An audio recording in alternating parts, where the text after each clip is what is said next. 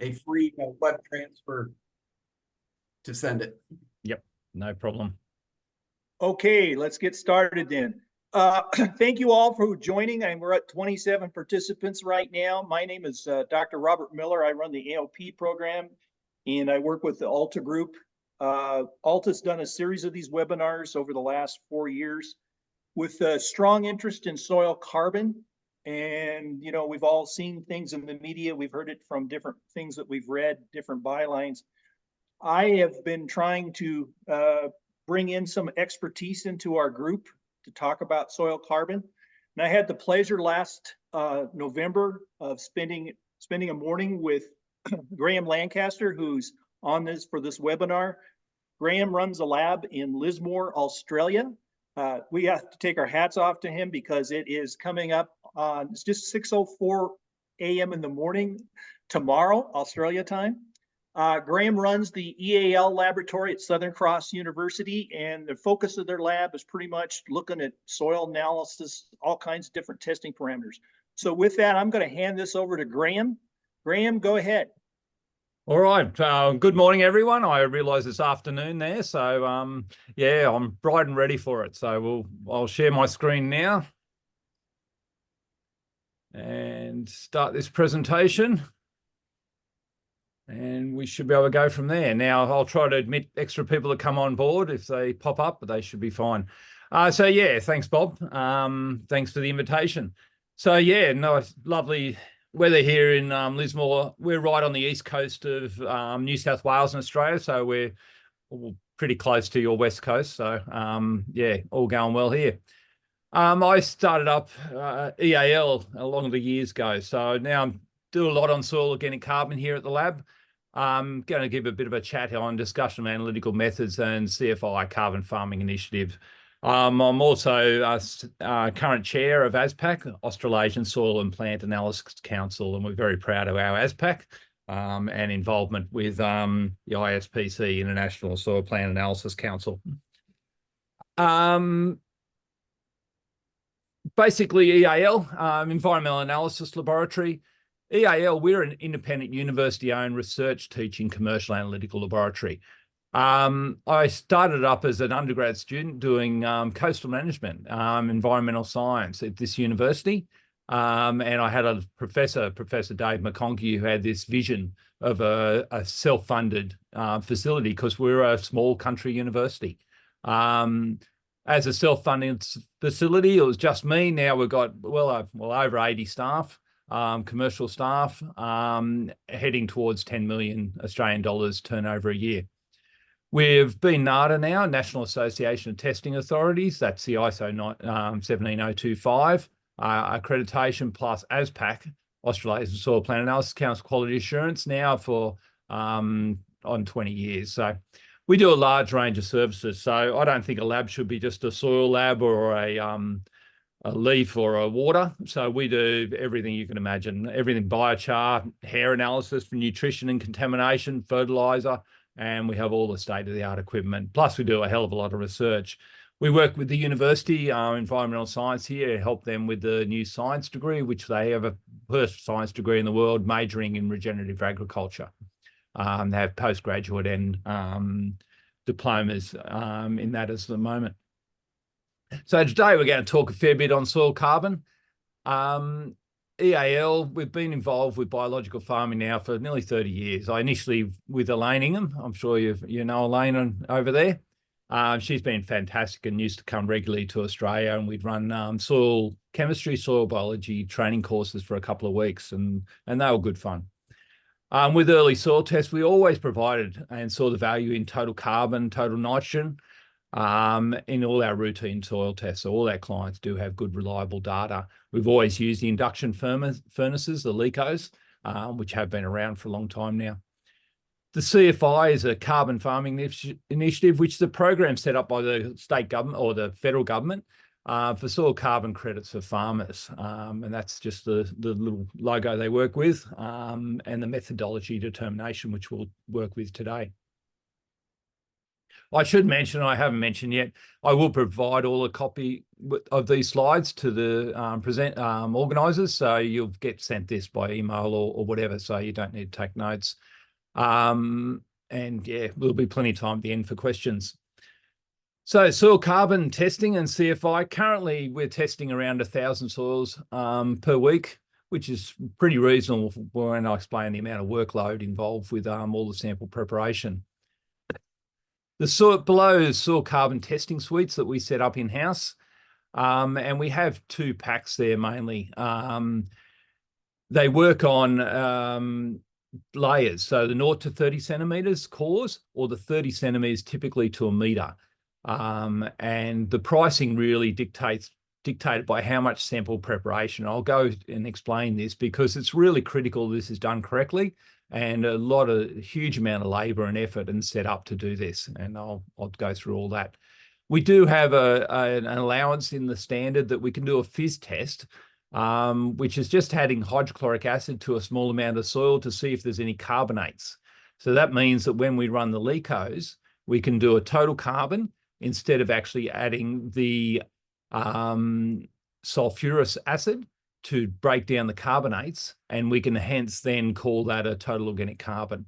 It's an allowance we have in the standard, which I think is been quite useful. Total organic testing methods in our Raymond and Lyons. 2011, CSIRO publishing a book on the right there. It's our Bible, our green book. And we have 2 method codes there, 6B2B, which is LECO with no acid treatment, and 6B3, which is your LECO with sulfurous acid treatment to remove carbonates. So we use those 2 codes. Our ASPAC is now working with the authors, Raymond, Lyons and Hill. Roger Hill's joined from New Zealand to produce a new green book. So we're due for an update, as I said, 2011. That's getting onto the years. We've got to do some minor changes and all the rest. In the green book, current green book, that's the codes. So the LECO is called the DUMIS, high temperature combustion, infrared thermal conductivity detection, and that's with or without acid treatment. Now, the global carbon cycle, there's lots of these ones around. I've picked this one from Lehman. It's an early one, 2006, but things haven't changed that much. I like it how it breaks down the gigatons per carbon per year into the different soil fractions. Now, obviously, it's just a guide, labile, intermediate organic matter, and stable organic matter. And that's a simple classification of different fractions of carbon in soil. Because as we know, there's very mobile carbon in soil, and there's just that more resilient, stable, locked up carbon. And we'll talk more about this in coming slides. And even this next slide, carbon sequestration. We initially worked with a Dr. Christine Jones.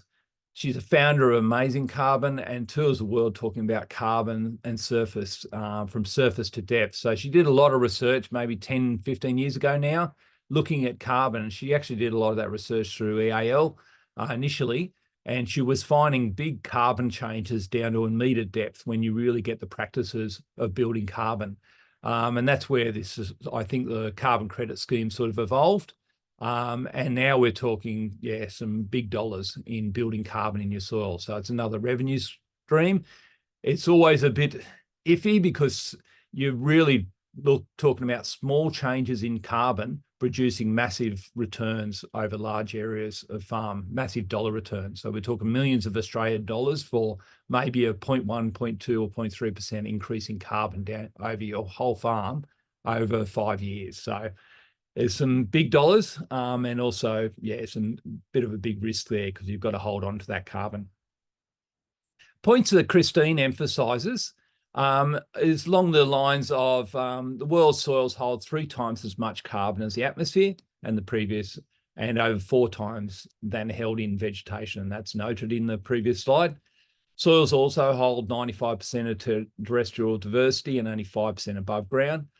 And soil carbon is essential to hold on to this biomass and to build this diversity. And I think we have a lot of degraded soils in Australia, and I'm sure you do over there. Less than 500 million tonnes of CO2 emitted in Australia, so I'm sure we're very small compared to the US. but only 0.5% increase in soil carbon on 2% of Australian agricultural land would sequester all the Australian annual emissions. And I'm sure America has similar sort of stats on all we need to do in agriculture is build our carbon, and we have a lot of beneficial advantages in our agricultural sustainability to build that carbon, and then some financial benefit and also some major world environmental benefits.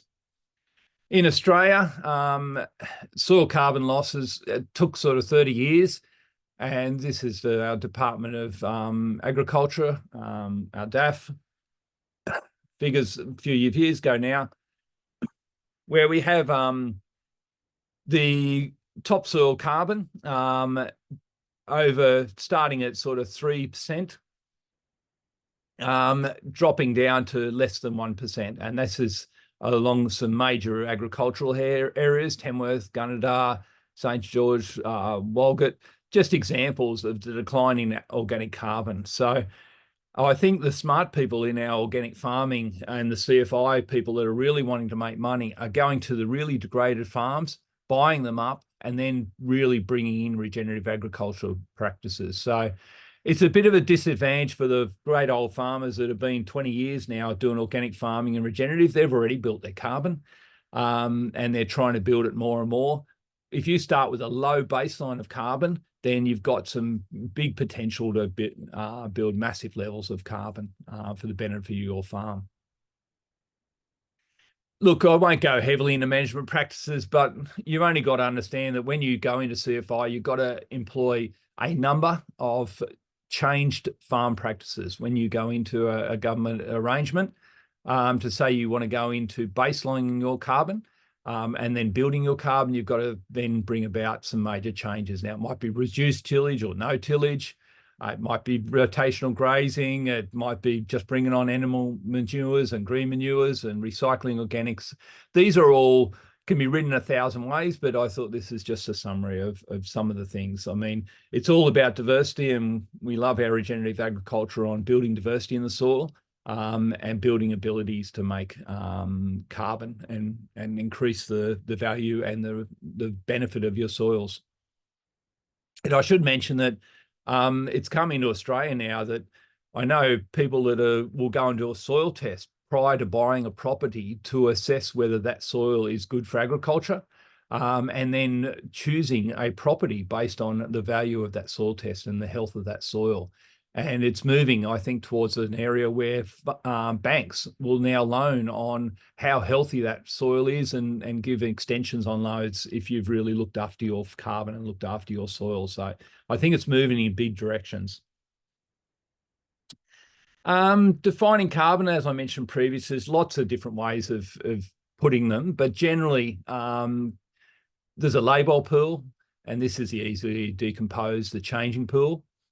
There's a humus pool of carbon in soil. It's a slow pool of well decomposed and stabilized organic material. It's really about your soil structure, improving your water holding capacity and increasing your nutrient holding capacity. And then you've got your inert pool, which is your very resistant carbon, but due to charge properties and porosity still assist soil processes. These pools are so important to understand your carbon, and I still think there's a lot of research, and luckily at this university we're all doing, well, a lot of universities, and I'm sure on the talk, are doing more and more research on carbon in soils because we still don't know it all.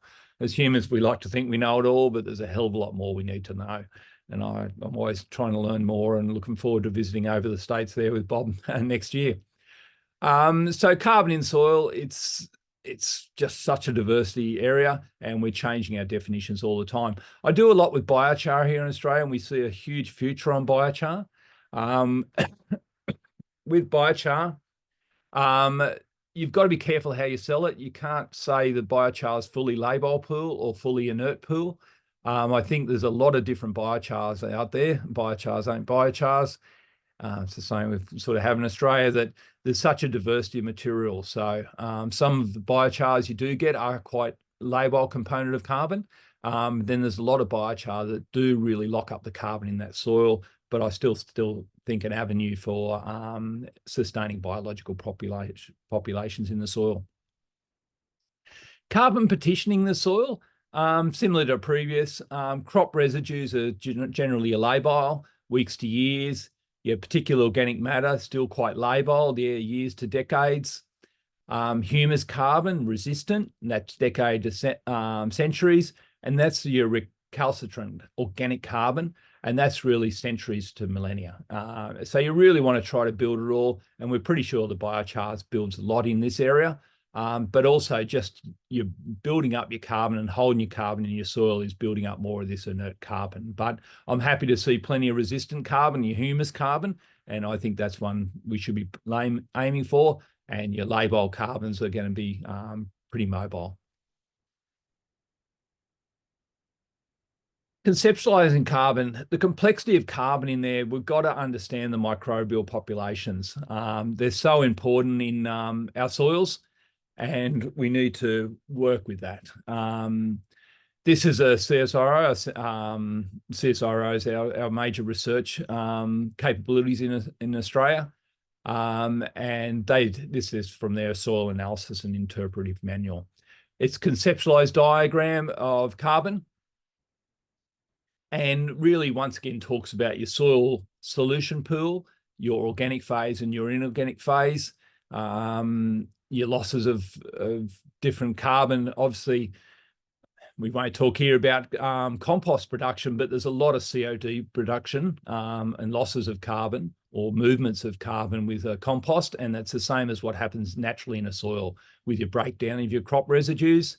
Your microbial biomass is a big holder of carbon in the soil.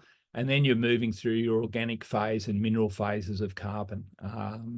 So it's a complex relationship and plenty more research to happen there. So basically, carbon testing. SCARP was a national soil carbon research program CSIRO did 2011, and they quite nicely defined the carbon into total organic carbon, the less than 2 millimeters, which I'll emphasize shortly. And we've really pushed the organic carbon or LECO-carbon with carbonate removal. So we don't want to cover that mineral carbon. We want to have that removed from our testing. It was always a decision here that we could have always went with a total carbon, combustible carbon, and just considered that carbonate removal as non-essential, as in it's in that farm or in that property or in that soil initially, and really it shouldn't change that much. And then when you're building up the organic carbon, you're looking at building up that carbon over time, with that mineral carbon being a set baseline. However, it does add a variability on your sampling in particular. So it was made the decision to really look at that carbonate removal for your baseline and then all your subsequent testing every 5 years. You've got another fraction, and this is really moving into your research, your particular organic carbon, POC. It's your LECO-carbon after greater than 50 micron with dispersion. So it's a wet sieving of your soil. So you do your initial soil, take a separate subsample, do a wet sieving at 50 micron, take that soil, dry it, and do your combustible carbon with or without acid treatment. And then you do your less than 50 micron for your LECO-carbon, less than 50 micron. That's your humus carbon. So I think this is a good, simple differentiation of some carbon pools, and quite easy to do in the lab in a lot of ways. However, I'd hate to be doing 1,000 soils by wet sieving at 50 micron. It's a lot of work. For charcoal, it requires NMR, and nuclear magnetic resonance spectrometry, with HF treatment, and mid-infrared spectrometry has now been calibrated. So MIR have been now calibrated to run a lot of that instead of running NMR in Australia. So they've done a lot of research there.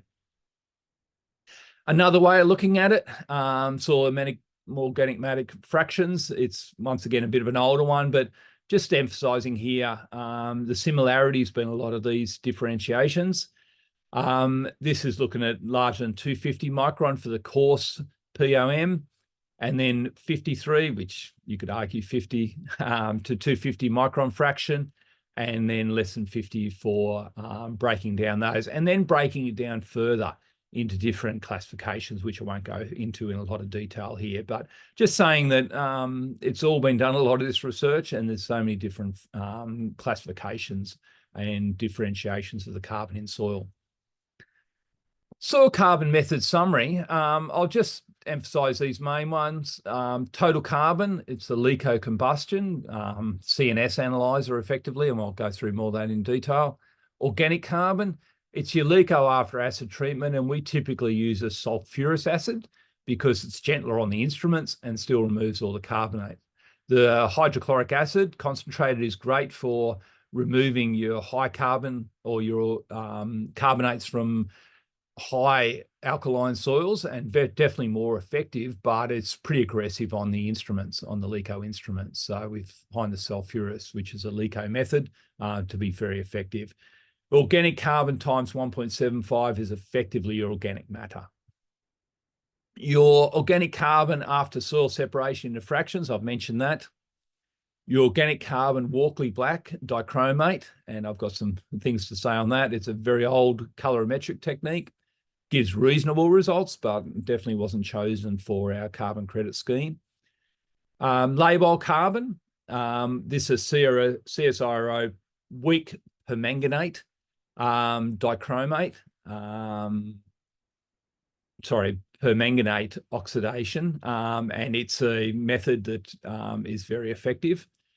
And we use that quite routinely for our labile, our free fraction. And it's quite a good technique because you can automate it on a flow injection analysis system, and it's quite reliable. Loss on ignition. In Australia, I know in America you seem to use loss on ignition quite readily, combustion at 550 degrees. But in Australia, it's just not reliable. We've got ancient soils here, they say. And I believe what we have is a lot of interstitial water that locks into the clays. And even at 105 degrees Celsius, removing all the moisture, there's a lot of moisture left that's bound in those clays. And then, at 550 degrees, it's released and called organic matter, and really overestimates that organic matter. Have you found the same there, Bob, or any issues there? I saw you're on mute, Bob. By the way, in the US, we use 370. And the reason they use 370 is because we want to prevent carbonates from oxidizing. So, Right. But the interstitial water is really an issue, especially on our older soils in the Southeast. Yeah, I think we've got ancient soils everywhere here, so I've had a lot of issues. Near infrared, I'm not going to make this talk about near infrared. I haven't moved into NIR or MIR in this lab. It's something we probably will in time. But it's not a standalone analytical technique in that it's only as good as the calibration technique you work with. So in CSIRO, they work with the combustion, the LECO, and they've done in excess of, I think it's like 20 to 30 or 40,000 soils for calibration. So it's a great way for the future. And I think in the field, it's going to be fantastic. But really, and they're using it quite routinely here in CFI, but it must always be calibrated by a very reliable analytical technique. And it's only as good as the instrument or the analytical technique that's you use to calibrate. So soil CFI testing methods, I'll emphasize this is part of our standard. Organic carbon content is undertaken by a laboratory that's certified for organic carbon. We've got in here that ASPAC, our interlaboratory testing program for soils that's run 4 per year through Global Pacific, or Global, our provider, is fantastic at really certifying our labs for organic carbon, plus all the other chemistry. And now we've got this in the standard, this requirement, certified by ASPAC. We also have there that it is a requirement that will analyze organic carbon content by dry combustion approach, and has been accredited for that laboratory under our National Association of Testing Authorities, NATA, under ISO or IEC 17025. So a lot of accreditation. Like I mentioned previously, very small changes over 5 years can result in massive changes in dollars. positive or negative, unfortunately. So if the farm gets $5 or $10 million in the pocket in 5 years, I suggest they bank that money just in case it drops again in 5 years, the following 5 years, because they may be paying that money back. And I think that's the big implications of all this. Great money, but you've got to hold your carbon, you've got to build your carbon. We've got great potential. We're getting into the real analysis now and the complexities of why it costs a little bit to get this done through a lab. It's soil composite or whole soil cores, but generally it's moved now towards whole soil cores. This is changing all the time. So 21's not long ago. There'll probably be an update again soon. You're talking your whole soil core, your 0 to 30 centimeters or 30 centimeters to a meter. You've got to dry the whole sample, crush the whole sample, sieve the whole sample at 2 millimeters, weigh and record any gravel above 2 millimeters, thoroughly mix. So you've got to composite that large volume.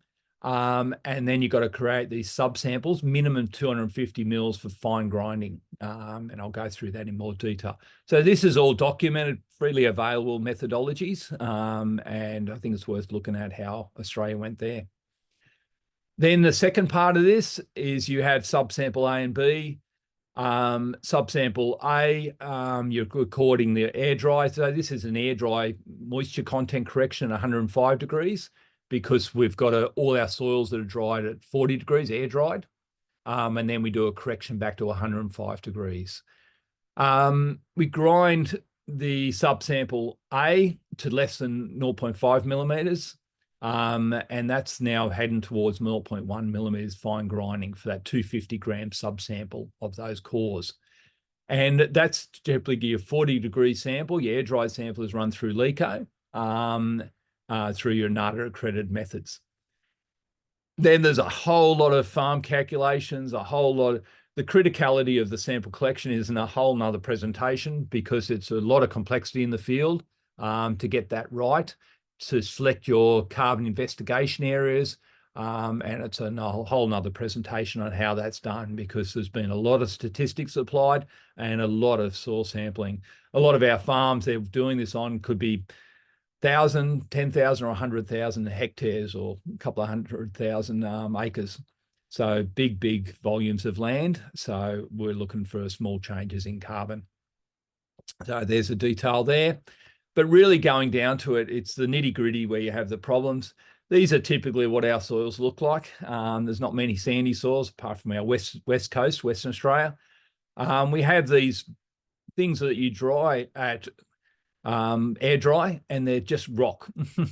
Now it's simple in a diagram to say, crush this up or break it up and then sieve it through 0.52 or 2 millimeter. Sieve it to get out your gravel because this is rock. So we had a lot of efforts and research in how we break this up. So we actually use stampers now, manual, but also I'll show you some automatic jaw crushers that we use to break these up initially to then separate out manually in the lab that gravel fraction. Because be aware that a 0 to 30 centimeters with our bulk density near 1.5 to 2, you're looking at about a kilo of soil that's got to be fully broken up and sieved. And for your 30 centimeters to a meter, which is why the higher pricing, 3 to 4 kilograms of soil in these trays dried. So you need a big oven. That's the first thing we find, and I'll show you a picture of that later. This is some example of the gravel that we're pulling out, and it's a requirement of the standard that we weigh and record the mass of gravel, and that's not included in your carbon calculations or your measurements. So these are just some random ones that there's some fine gravels that we've got to remove out, and they're greater than 2 millimeters. And then working through big rocks and that sort of thing. So that's why you've got to do multiple cores over a paddock. Fine grinding. It's absolutely essential that your ring mill or equivalent, and I'm not sure what's equivalent to ring mill, but ring mill grinding, and I'll show a picture of a ring mill. And a lot of the labs are routinely going to well under the 0.5 mil to around 100 micron. But the important implications of this people don't realize is when you're doing your acid treatment, you've got to have it finely ground, especially when using the weak sulfurous acid. The finer it's ground, the more maximized surface areas, the more treatment of carbonates you get for their removal. But also in LECO analysis, you're only typically taking 0.2, maybe 0.4 grams of sample of your soil. And hence you want to get a really representative sample. And we've done all the statistics to know that we're getting really good representative samples on the analysis we do. And we do a lot on that quality. We talked about drying all those cores. We used to dry them in the cores, but now we separate them into containers, pre-weighed containers. We have two 20-foot, Bob's seen them there, two 20-foot insulated containers that are old containers. They're nicely insulated. The motor doesn't work, obviously. We've converted them to drying ovens, filled them full of shells, put a drying fan up the back there.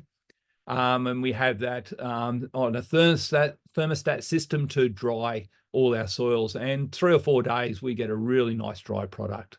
And we can do it obviously in bulk. We need to put, we run out of capacity all the time, but you'd hate to have that sort of oven capacity inside a lab, and it works very well to do that scale. One of the future things all labs, I'm sure America's seeing it at the moment, is silicosis. And the risk of the silicon and staffing. So in a university, we've got to be dead serious on all this. We bought recently this massive dust extraction unit, Polex.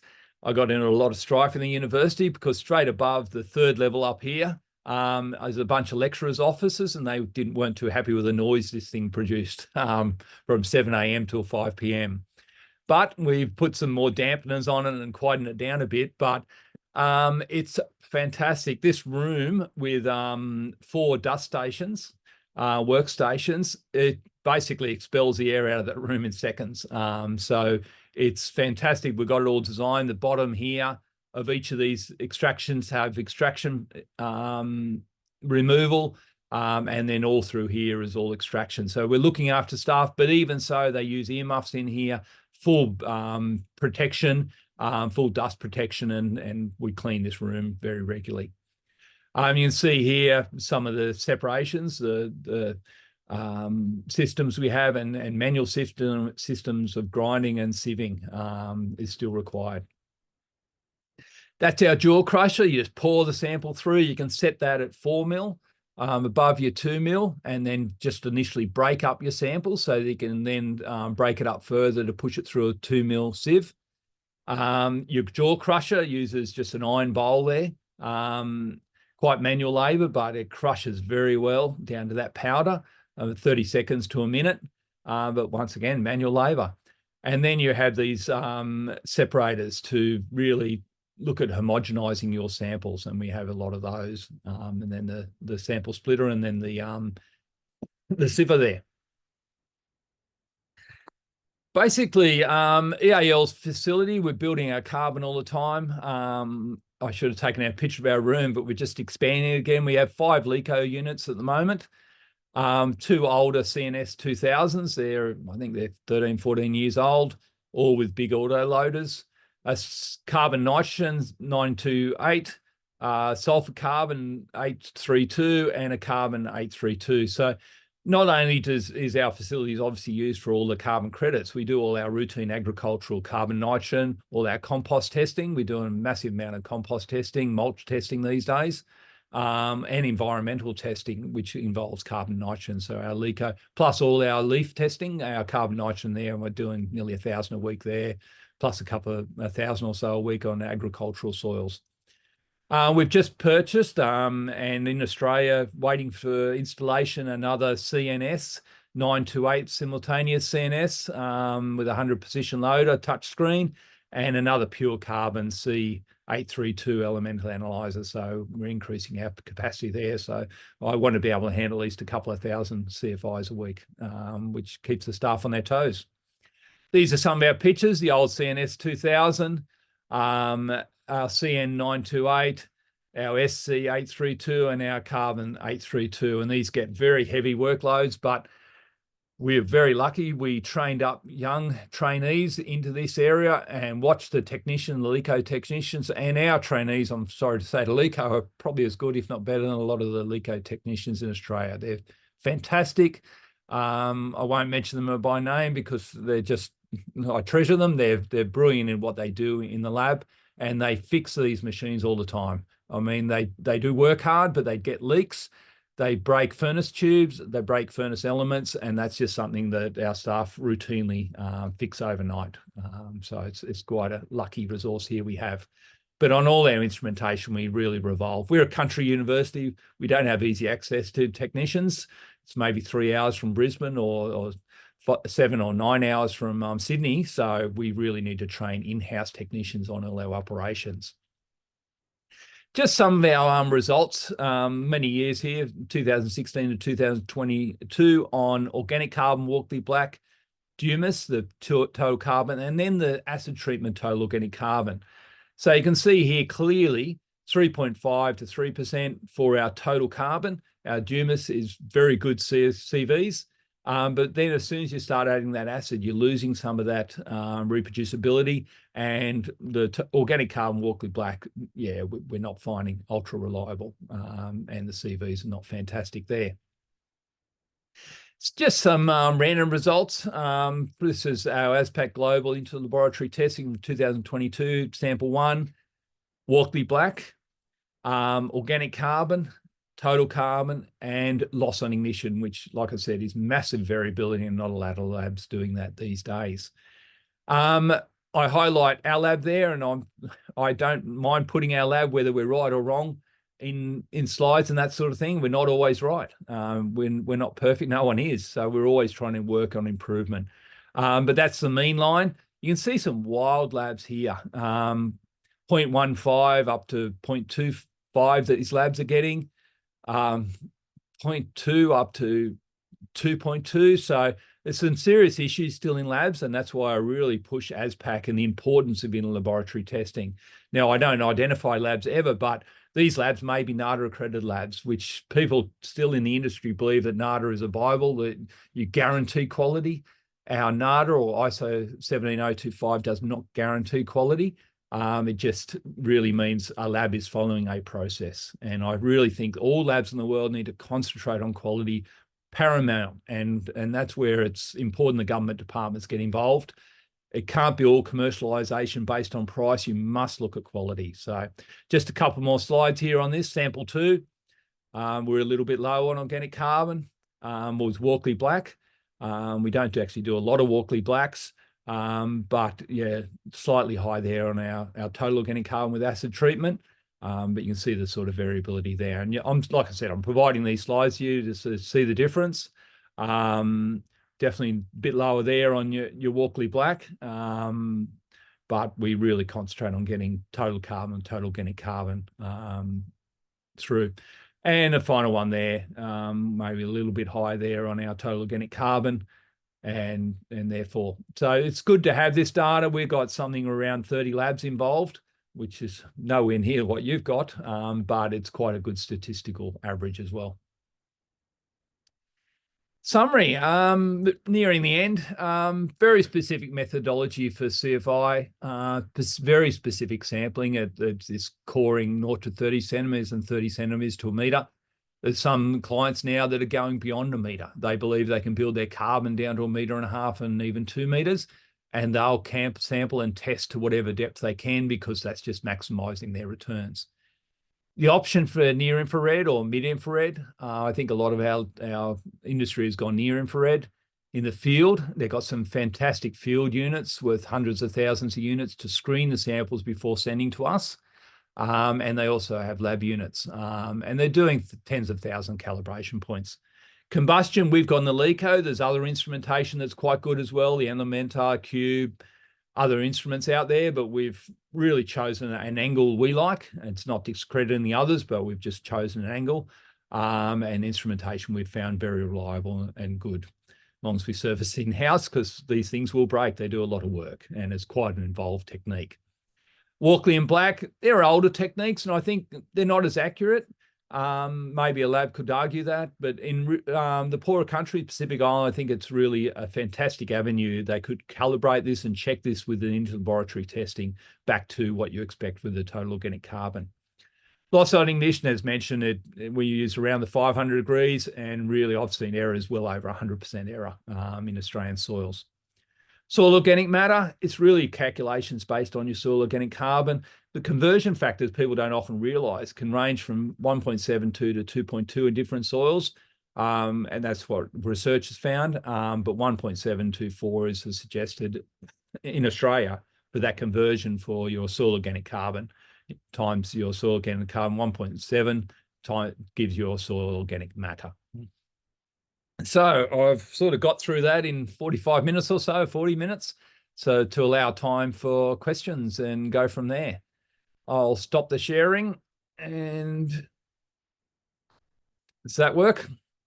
That works. So Graham, you had one question that popped up here. I'm trying to find it. It kind of disappeared off my screen. I think if whoever wrote that question in the I can see it comments. There, okay, you got it. Go ahead. Yep. How do you treat samples with high fractions or soil aggregates that don't pass through the 2 millimeters soil after crushing, but you know the aggregates are soil and not gravel or rock? That's actually a really good question. So well done there, Rebecca. It's a real dilemma. And the way I got my head around that is two things. We put them in water and with a mortar and pestle and see if they broke up in water. And the second thing I concentrate now on and talk to all the staff on is if you exclude anything above that 2 millimeters, your assumption is there's zero carbon in that, because you're excluding it from all your calculations. If that material is a claystone or has any carbon in it, you're doing your client a discredit and a discredit to the analysis to not include it in the fraction. So we actually go to the effort of actually taking some of those little particles in different soil profiles, putting them on the LECO and see if they have any carbon. So that's the final fraction, but really you're using mortar and pestles. We have staff that go through crushers and put through this and that. And then the final stage is just pushing it in a mortar and pestle and just see if it breaks up easily and see if it's soil and not rock. So it's really a grey area, but I really think we've probably got to incur on the caution of that's got to be included in your carbon, because you don't want to be taking it away from your carbon for the pre or your post analysis. So it's really important question, and one we put a lot of glamour on, a lot of effort in, and we pull in senior staff to the junior staff to really make those calls and make that differentiation, because some of our soil profiles do have a lot of rock, and it does get quite challenging. So Graham, I got a quick question. You've got, all those LECOs running. Do you have problems getting a hold of helium? Yes. Our price of helium in Australia, I know this is Australian dollars, and our dollar's not much good compared to yours. Our price of heliums went from about $150 of a G-size cylinder, a large cylinder, up to about $600. Wow. So 4 times the pricing cost, which is ridiculous. And really, if I can turn the nitrogen off where I can, we don't need to use helium. It's only in the LECOs that you do your carbon, nitrogen or sulfur that you need to bring in that helium, or particularly nitrogen. So that's why we have quite a few instruments that are just carbon only, or we run carbon only. And then we don't need to run that helium. We just run the oxygen, which is, you can actually get away with not the highest pure oxygen in those machines as well. So there's ways around it, but yeah, definitely be aware of that. And when shortages happen, we stock up on the helium. And one last question, and I'm going to turn it to other people. Tell people what the cost is like for just doing a carbon analysis through your laboratory. Typically, the cost there in Australian dollars is $60 to $90 for your CFI. Just a carbon test is around the $25 to $30.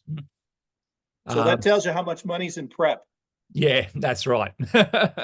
And really for research, that goes down to $15 for carbon. So, and look, with our dollar, that's probably $10 US. So we really churn through the carbons in a minute or two, and we have them just churning through samples, and really great team on churning those through each day. And those machines work so hard on all the leaf analysis and all our general soils, our environmental soils, all our composts, all our mulches, all our carbon for that as well. So, yeah. Very good. Okay, so we got time for more questions. Yeah, Bob, I have a question. First off, Graham, Corey Lacey, sorry I missed the the majority of the webinar. I had other things come up. But so Bob asked a question I found really interesting about helium prices. And the first thing that came to mind is I know some of our labs have started shifting over to argon as a helium substitute, but it sounds like you're not going that direction. So I'd be interested to hear your comment on that. And then also on your comment on pricing and kind of the breakdown of cost. If I do the math roughly in my head there, you're saying basically 60% of the cost is associated with preparation for the sample versus the actual carbon test. Are both those kind of statements generally accurate? Yeah. I'd just love to hear your vote. Yeah. No, thanks for joining. Look, you're absolutely correct. There's just so much labor involved in getting this right. We take it very seriously for the industry to do the most accurate analysis we can. So that means sample preparation is paramount to getting that right. We'd love to cut our costs on our LECOs. And we did look at argon, but there's certain issues there. We have liquid argon we use routinely for our ICPs. We have 3 ICP OESs, or AESs as you might call them, and 3 ICP mass spectrometers, PerkinElmer.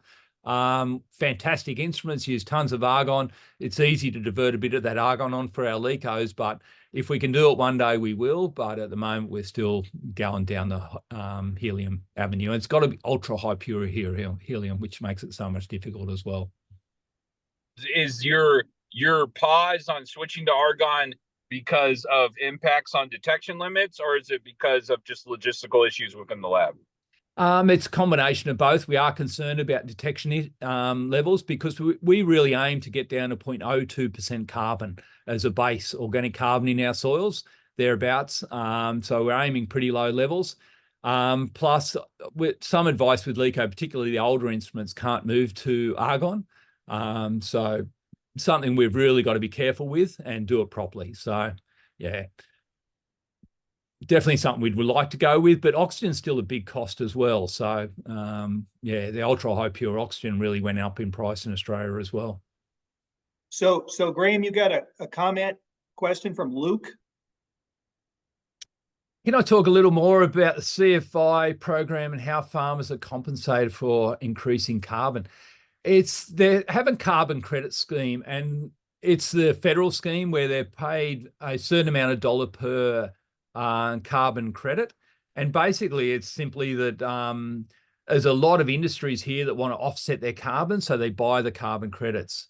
And I think there's a lot of people hoarding their credits to some extent, where they're holding onto those credits to maximize their dollars. So I don't know the actual figures at the moment. It might be $20 per carbon credit, predicted go to 40 and 60 and all these sort of predictions. But it's a real industry where we have a lot of carbon providers, commercial companies that are really working this game, working this how they can maximize their profits, but also help their farmers to maximize their profits. So we've had some farmers now successful in their first 5 years through EAL that have sold their carbon credits, and I believe they've made in the profit of $8 to $10 million over a single farm. So we're talking decent dollars and big money.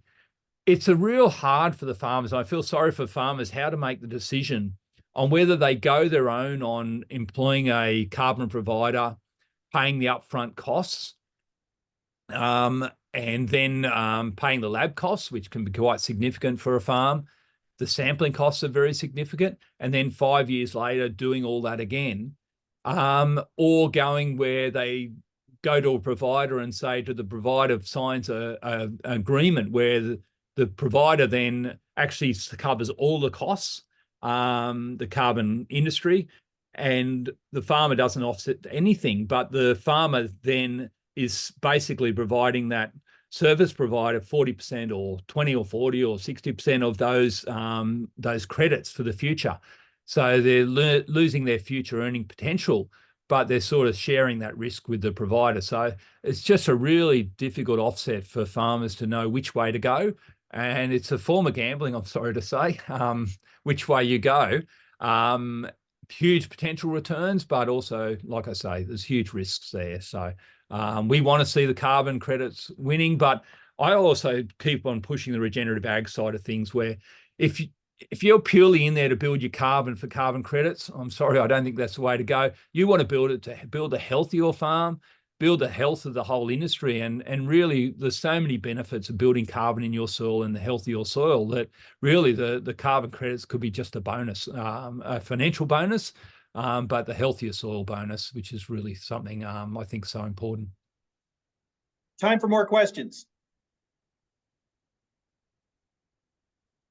It's like embroidered. Hey, Bob, I've got a question. It's Brad Jorn. Go ahead, Brad. So I like the process. I like the ring mill. I mean, so you can get a representative subsample of that sample. But one of the things you said, Graham, is they make $5 million and then they go and test it 5 years from now. They might lose $5 million. And it just seems to me like the biggest issue we have is how do you get a representative sample that's repeatedly representative for whatever area you're sampling? And I don't know a way out of that box, regardless of the method. Yeah, well, when you look right into this method, and it's a big manual, there's a lot of baseline testing. Well, they use satellite testing. They use all sorts of testings to differentiate your carbon investigation area on your farm. And then in each carbon investigation area, you've got 8 cores you're taking.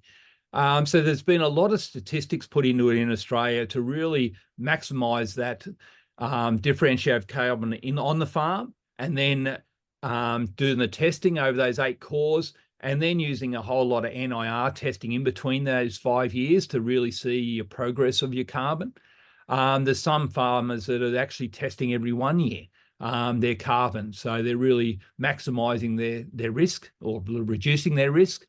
So yes, I agree, there's maximum risk here, but like if you go in there to build the carbon to help the health of the soil and help your farm productivity, I think you can really win on this. So yeah, I really emphasize that. There is a big risk there, but I think the analysis we've got pretty good, or pretty down pat, that we can pick up those small differences. More questions? Yes, I have a question. Yes, Go go ahead. for it. Okay, yes. Thank you, Rohan. I have 3 questions. Yeah, the first one was about the management practices that can include the soil carbon.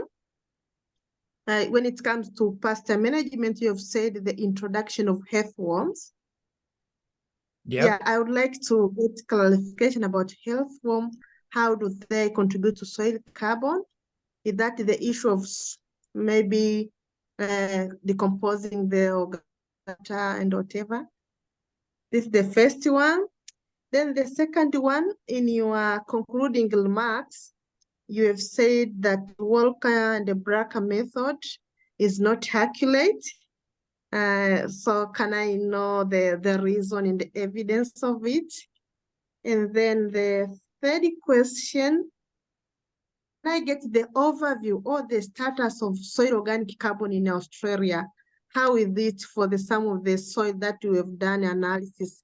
How Australia standing on it, and what about the policy implication when it comes to soil carbon conservation and the sequestration?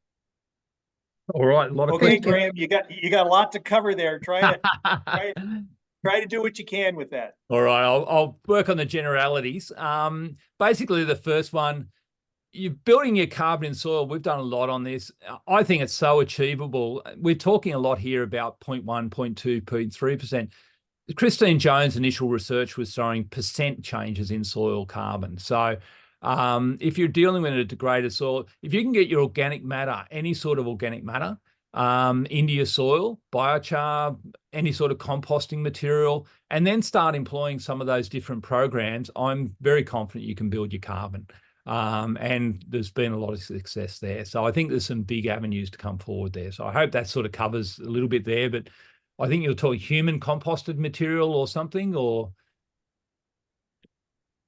but Sorry? anyhow, yeah, any sort of composted material, any sort of organic matter material is important there. Your Walkley Black, your second part question there, your Walkley Black, it's a wet chemistry technique.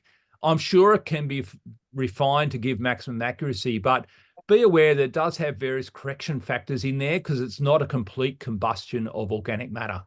In that dichromate, it's not a complete combustion. So it does have correction factors built in. And I think it's really maximizing where you use those correction factors to see how it sits compared to a true organic calibration. So a bit like near infrared, if you calibrate it well with reference soils, and fantastic these days, Bob, and all the interlaboratory testing programs have reference soils of known organic carbon content, you can really refine the Walkley Black down to a good reliable technique. So there's no reason why it can't be used. It hasn't been adopted in Australian CFI testing, but that's where it is.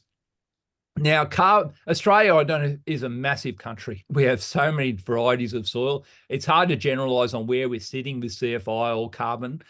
We've got massive numbers of farms wanting to go into carbon farming or building their carbon credits. We have degraded our soils. There's been a lot of research done. So I think we've generally lost with our agricultural practices, maybe 80% of our carbon in our soil. So our goal now is to put 80% of that carbon back in.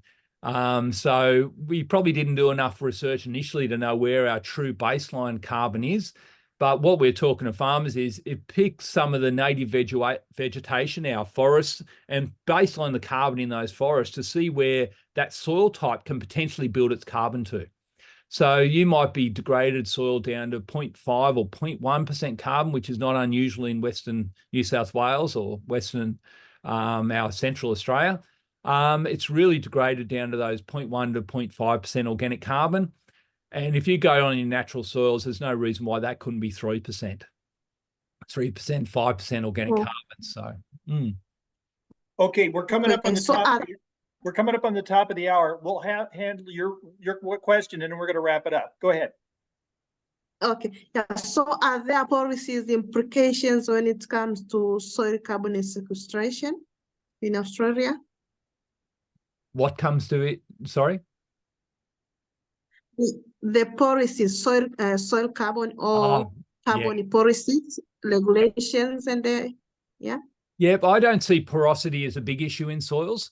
I like the holding capacity of organic matter in soils to hold on to your nutrients and hold on to your water. So we have a lot of compaction issues in Australian soils. We have a lot of not so much porosity issues. Our sandy soils in Western Australia could be, but they're getting that physical organic matter back into those soils. So I think there's a lot of issues in soils and a lot of complexity in soils. They're a complex media, and I think we can handle a lot of these issues.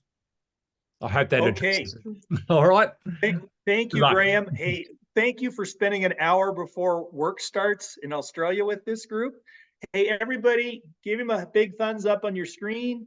This is just an outstanding presentation. I'm just so glad that we were able to capture you on this for this time. I mean, it was extraordinary for me to listen to this. So well, I hope you got a bit out of it. If any of you have further questions, I know we'll put it up with this video up, and we'll have access to Graham's email address so you can follow up with questions. So thank you very much. All right. Thanks, Bob. Thanks you, everyone. And I hope you enjoyed a bit of a taste of Australia. All right. Okay.